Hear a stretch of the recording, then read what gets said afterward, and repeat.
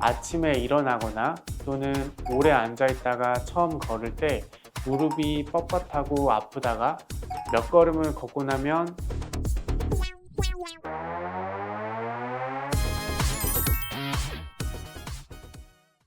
퇴행성 무릎 관절증의 시작은 우리 무릎 속에 있는 중요한 완충 역할을 하는 연골에 있습니다. 무릎 관절을 이루는 뼈는 마주보는 뼈끼리 직접적으로 부딪히지 않도록 뼈 표면에 연골이라는 물질이 덮고 있습니다.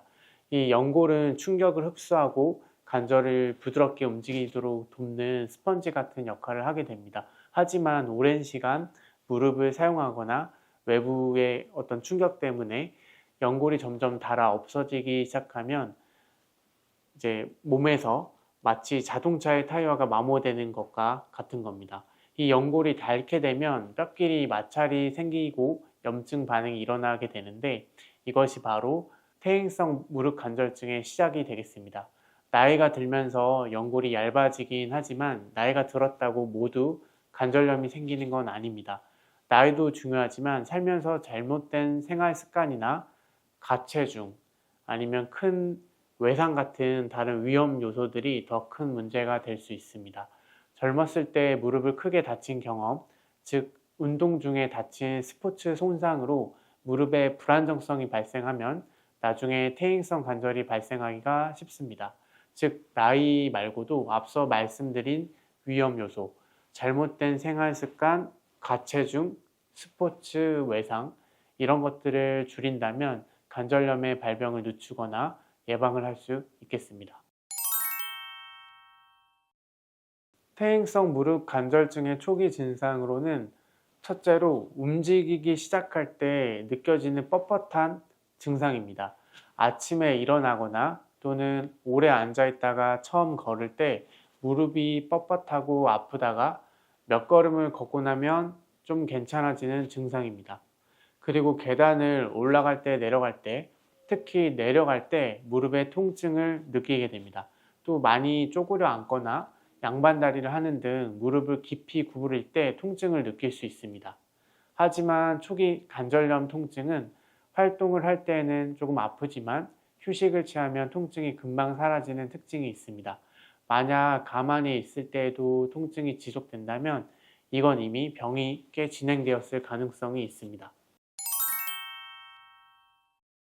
일단 연골에 대해서 말씀을 드리자면 무릎 관절에는 충격을 완화해주는 연골 그리고 연골판이 있습니다. 연골은 제가 무릎 모형을 좀 보고 말씀을 드리면 이게 무릎입니다. 하얀 게 뼈고요. 연골은 관절 연골이라고 해가지고 이 뼈의 끝을 덮는 매끄러운 막을 말합니다. 뼈와 뼈가 직접 마찰되지 않도록 막아주는 역할을 하게 됩니다. 그리고 무릎은 무릎 관절 사이에 알파벳 모양 C자 모양으로 연골판이라는 게 있습니다. 이 모형에서는 이 사이에 있는 이 갈색 모형이 되겠습니다. 연골판이 안측, 내측, 가측으로 다 있게 되고요.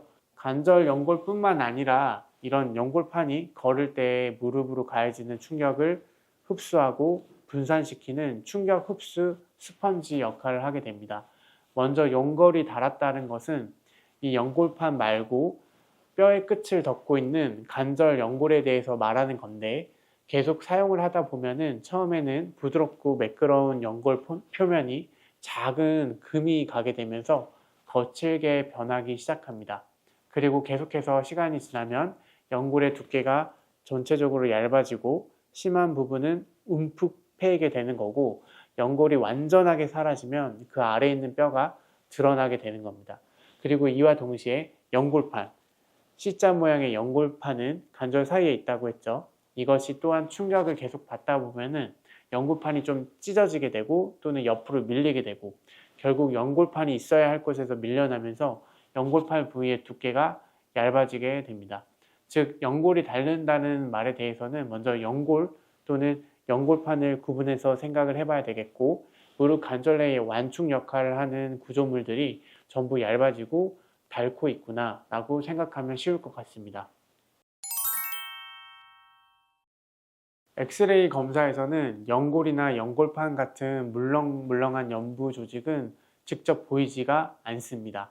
하지만 연골이 닳아서 없어지면 그만큼 뼈와 뼈 사이 공간이 좁아진 것으로 보일 수가 있겠고, 그리고 이 뼈와 뼈 사이 관절 부위의 간격이 줄어드는 것이 퇴행성 관절염의 가장 중요한 엑스레이 소견입니다. 그리고 연골과 연골판이 닳아서 무릎이 받는 스트레스가 커지면 뼈에는 그 스트레스를 견뎌내기 위해서 골극이라는 뼈의 퇴행성 변형이 생기게 됩니다. 즉, 엑스레이만으로는 퇴행성 관절염을 충분히 진단하고 그 진행 단계를 어느 정도 구분할 수가 있습니다. 켈그렌 로렌스 분류라고 해서 1단계부터 4단계로 나뉘게 되는데 4단계가 제일 나쁜 단계고요. 이때는 수술적 치료를 고민하는 단계가 되겠습니다. 하지만 엑스레이 검사는 명확한 한계점이 있습니다.